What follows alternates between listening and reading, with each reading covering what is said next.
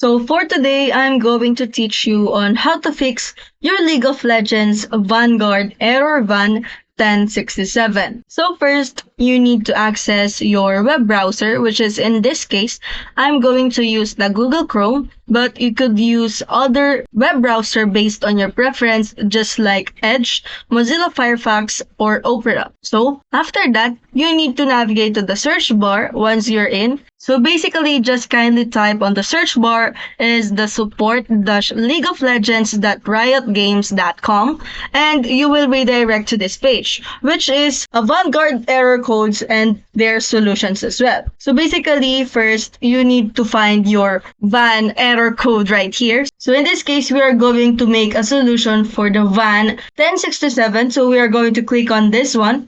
And as you can see, it is the connection error. So in the League of Legends Vanguard error van 1067, you have to restart your PC and the Riot client as well.